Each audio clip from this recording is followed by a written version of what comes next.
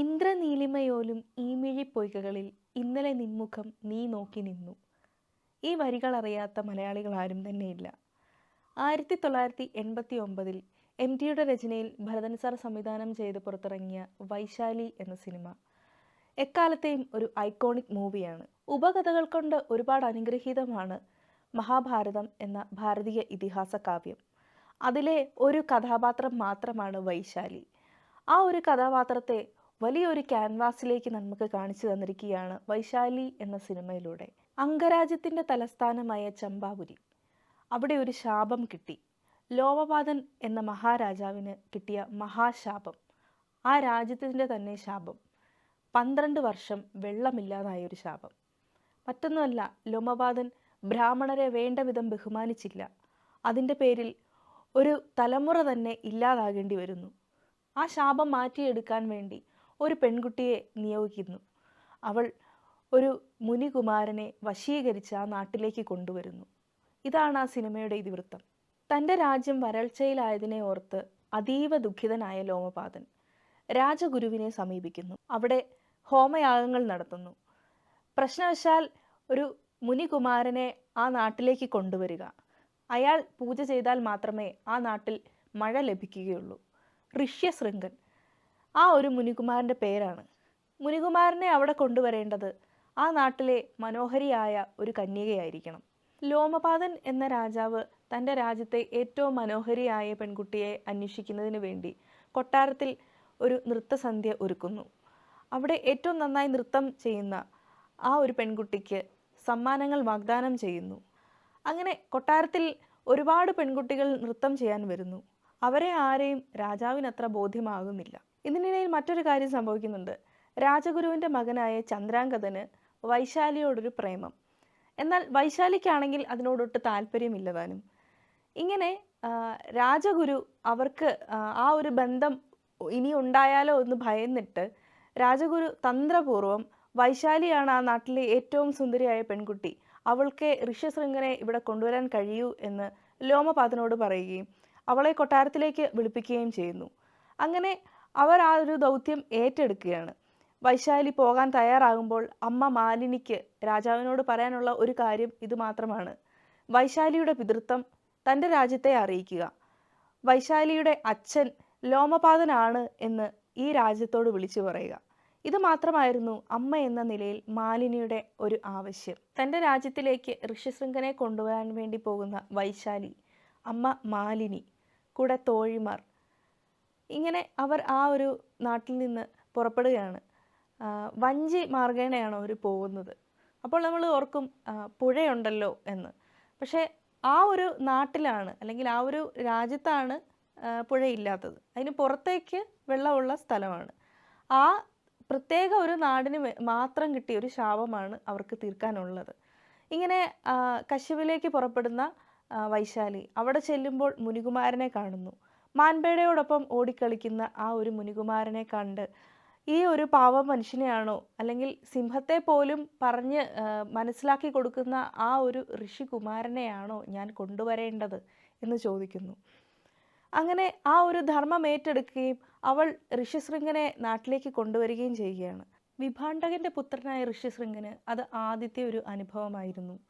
അവൻ ആദ്യമായി ഒരു മനുഷ്യനെ കണ്ടു, വൈശാലി. അവളെ അവൻ ഇഷ്ടപ്പെടുന്നു. ഒരു അതുവരെ അവൻ കൂടെ കളിച്ച ആ മാൻപേടയെ പോലെയോ അല്ലെങ്കിൽ അവൻ കണ്ട സിംഹത്തെ പോലെയോ ഒന്നുമല്ല. ആദ്യമായി അവനോടൊപ്പം ഇടപഴകിയ ഒരു മനുഷ്യജന്മം. അങ്ങനെ അവർ തമ്മിൽ പ്രണയത്തിലാകുന്നു. വൈശാലിക്ക് അവനെ വിട്ടുപോകാൻ ദുഃഖം. ഋഷ്യശൃംഗനെ വശീകരിച്ച് കൊണ്ടുവരുന്ന വൈശാലി അവരുടെ നാട്ടിലെത്തുന്നു. അങ്ങനെ ഹോമം നടത്തി ആ നാട്ടിൽ മഴ പെയ്യുന്നു. അവരുടെ മനസ്സിലും ശരീരത്തിലും ഒരുപോലെ മഴ. ആ സന്ദർഭത്തിൽ മാലിനി തൻ്റെ മകളെ ലോമപാതൻ്റെ അടുത്തേക്ക് അയക്കുകയാണ്. തൻ്റെ മകളാണ് ഈ നിൽക്കുന്ന വൈശാലി എന്ന് തൻ്റെ രാജ്യത്തോട് വിളിച്ചു പറയും എന്നാഗ്രഹിച്ച് നിൽക്കുന്ന മാലിനി. എന്നാൽ രാജഗുരു അത് തടയുന്നു. ആ സന്ദർഭത്തിൽ വളർത്തുമകളായ ശാന്തയെ ലോമപാതൻ ഋഷ്യശൃംഗന് ഏൽപ്പിക്കുന്നു. അവരുടെ വിവാഹം നടക്കുന്നു. ഈ സന്ദർഭത്തിൽ എല്ലാവരും ആഹ്ലാദിക്കുകയും ആഘോഷിക്കുകയും ചെയ്യുമ്പോൾ ആ തിക്കിലും തിരക്കിലും പെട്ട് മാലിനി മരിക്കുന്നു. അവിടെ വൈശാലി അനാഥയായിത്തീരുന്നു. ഒരു ദേവദാസി സ്ത്രീ മരിച്ചു വീണു.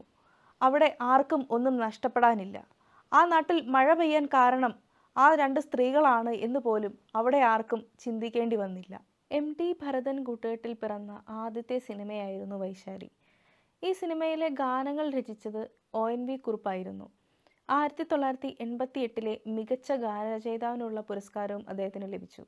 അദ്ദേഹം എഴുതിയ ഗാനങ്ങൾക്കൊക്കെ ഈണം നൽകിയത് ബോംബെ രവിയായിരുന്നു. ഇന്ദുപുഷ്പം ചൂടി നിൽക്കും രാത്രി, ഇന്ദ്രനീലിമയോലും ഈമിഴി പൊയ്കകളിൽ, അതുപോലെ തേടുവതേതൊരു ദേവപദം, ഈ ഗാനങ്ങളെല്ലാം ആലപിച്ചത് KS ചിത്രയായിരുന്നു.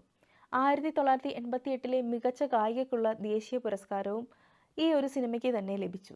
വൈശാലിയായി നമുക്ക് മറ്റൊരാളെ ഇനി സങ്കല്പിക്കാനാവില്ല. ഭരതൻ സാറിൻ്റെ മറ്റൊരു മാജിക് കൂടിയായിരുന്നു അത്.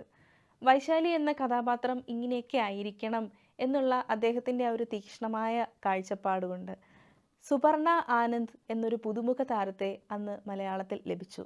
ഈ സിനിമയിൽ രാജഗുരുവിൻ്റെ വേഷം കൈകാര്യം ചെയ്തിരിക്കുന്നത് നെടുമുടി വേണു സാറായിരുന്നു. ആ ഒരു കഥാപാത്രത്തോട് നമുക്ക് ചെറിയൊരു വിമത തോന്നാറുണ്ട്. മറ്റൊന്നുമല്ല, ഒരു രാജാവിനെ ഉപദേശിക്കാനും ആ ഒരു രാജ്യത്തെ രക്ഷിക്കാനുമുള്ള കാര്യങ്ങളെല്ലാം ചെയ്തത് രാജഗുരുവാണ്. എന്നാൽ പോലും അയാൾ കാരണമാണ് വൈശാലിക്ക് അങ്ങനെ സംഭവിച്ചത് എന്ന് നമുക്ക് തോന്നുകയല്ല, അതൊരു യാഥാർത്ഥ്യം തന്നെയാണ്. രാജാവിൻ്റെ മുന്നിൽ അദ്ദേഹം പറയാണ്, ഇനിയും കയ്യബദ്ധം കാണിക്കണോ എന്ന് ചോദിക്കുമ്പോൾ രാജാവിന് മറുത്തൊന്നും പറയാൻ സാധിക്കുന്നില്ല. തൻ്റെ മകളാണ് വൈശാലി എന്ന് പറയാൻ കഴിയുന്നില്ല. അങ്ങനെ ആ ഒരു നാട്ടിൽ നിന്ന് തന്നെ അവരില്ലാതായി തീരുന്നത് രാജഗുരു കാരണമാണ്. ഋഷ്യശൃംഖനായി ഇനി മറ്റൊരാളെ നമ്മൾക്ക് സങ്കല്പിക്കാൻ സാധിക്കില്ല. ആ രീതിയിലായിരുന്നു ആ ഒരു വേഷത്തിൻ്റെ അവതരണം. സഞ്ജയ് മിത്ര എന്നൊരു പുതുമുഖ താരമായിരുന്നു ഋഷ്യശൃംഖൻ്റെ വേഷം കൈകാര്യം ചെയ്തത്.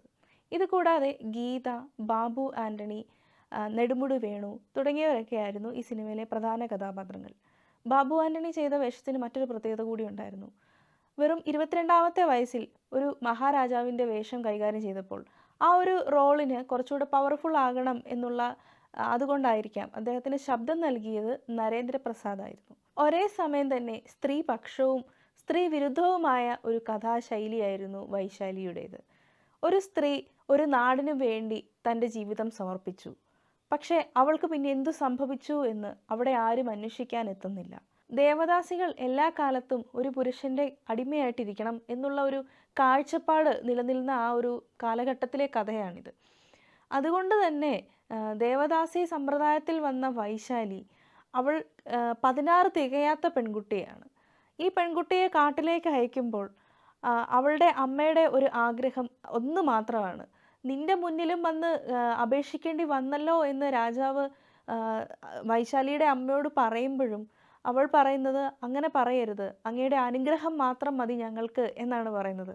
അപ്പോൾ പോലും വളരെ കുലീനമായി തന്നെ സംസാരിക്കുന്ന, രാജാവിൻ്റെ നൊമ്പരത്തിൽ പങ്കാളിയാകുന്ന ഒരു ദേവദാസി സ്ത്രീയെ അവിടെ കാണുന്നുണ്ട്. അവിടെയും സ്ത്രീയെ ഉപയോഗിക്കുകയാണ് എന്നവൾക്ക് മനസ്സിലാവുന്നില്ല. ആ തൻ്റെ മകളുടെ ശരീരമാണ് ആ ഒരു നാടിന് വേണ്ടി ഉപയോഗിക്കാൻ പറയുന്നത്. ഈ സിനിമയിൽ വൈശാലിയും ഋഷ്യശൃംഖനും തമ്മിൽ ചെറുതായിട്ടൊന്ന് പിണങ്ങുമ്പോൾ ആ കാര്യം വന്ന് മാലിനിയോട് പറയുന്നുണ്ട് വൈശാലി, എനിക്ക് സാധിക്കുന്നില്ല അമ്മയെന്ന്. അപ്പോൾ മാലിനി പറയുന്നൊരു കാര്യമുണ്ട്, പൊന്നിനും പണത്തിനും വേണ്ടി ഒരു പുരുഷനെ വശീകരിക്കാനല്ല ഞാൻ നിന്നോട് ആവശ്യപ്പെടുന്നത്, ഒരു നാടിൻ്റെ ദുഃഖം തീർക്കാൻ, ഒരു രാജാവിൻ്റെ വിഷമമെല്ലാം മാറ്റാൻ വേണ്ടി. അതുമാത്രമാണ് മാലിനി വൈശാലിയോട് പറഞ്ഞിരിക്കുന്നത്. വീണ്ടും അവൾ പുറപ്പെടുകയാണ്.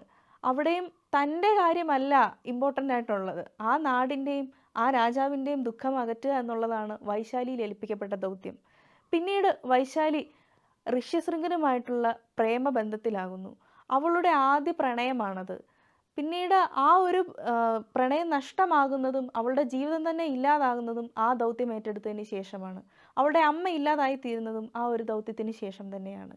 ഇന്നും വ്യത്യസ്തതയുള്ള ഈ ഒരു സിനിമ, അതിൻ്റെ ഒരു മേക്കിങ്ങിൻ്റെ മാജിക് എന്ന് പറയുന്നത്, ഈ സിനിമയിലുള്ള എല്ലാ ജീവികളും തന്നെ ട്രെയിൻഡ് ആയിട്ടുള്ള റിയൽ ആയിട്ടുള്ള ജീവികളാണ്. VFX ഒന്നും ആ കാലത്ത് അധികം പരിചിതമല്ലാത്തൊരു അല്ലെങ്കിൽ സുലഭിലമല്ലാത്തൊരു കാലഘട്ടമാണ്. അതിലെ മാന്, അതുപോലെ മയില്, സിംഹം, ഇതെല്ലാം തന്നെ റിയൽ ആയിട്ടുള്ള മൃഗങ്ങൾ തന്നെയായിരുന്നു. വൈശാലി എന്ന സിനിമ ഇന്നും ഒരു ക്ലാസിക് മൂവിയായി നിൽക്കുന്നത് അതിൻ്റെ ഡയറക്ഷൻ, അതിൻ്റെ ആ ഒരു വ്യത്യസ്തത കൊണ്ട് തന്നെയാണ്. ഭരതൻ സാറിൻ്റെ വലിയൊരു മാജിക് ആണ്. ഇതിലെ ഓരോ സീക്വൻസുകളും അദ്ദേഹം എടുത്തിരിക്കുന്നത് ഒരിക്കലും അതിന് മുന്നോട്ടിനി ചെയ്ത് വെക്കാനൊന്നുമില്ല എന്ന് നമുക്ക് തോന്നിക്കുന്ന രീതിയിലുള്ള ഒരു മേക്കിംഗ് ആണ് അതിൻ്റെ. 8 വർഷത്തോളം അദ്ദേഹം കാത്തിരുന്നു ഈ ഒരു സിനിമ ചെയ്യാൻ വേണ്ടിയിട്ട്. 8 വർഷമൊക്കെ ഒരു സിനിമ മനസ്സിൽ കൊണ്ട് നടക്കുക, അല്ലെങ്കിൽ ആ ഒരു സിനിമയുടെ പ്ലോട്ട് മനസ്സിൽ വെച്ചുകൊണ്ടേ ഇരിക്കുക എന്ന് പറയുന്നത് അത്ര നിസ്സാരമായ ഒരു കാര്യമല്ല. അതിനു വേണ്ടിയിട്ടുള്ള ആ ഒരു കാസ്റ്റിങ്ങും അദ്ദേഹം നടത്തിയിരിക്കുന്നത് വളരെ ബ്രില്യൻ്റ് ആയിട്ടാണ്.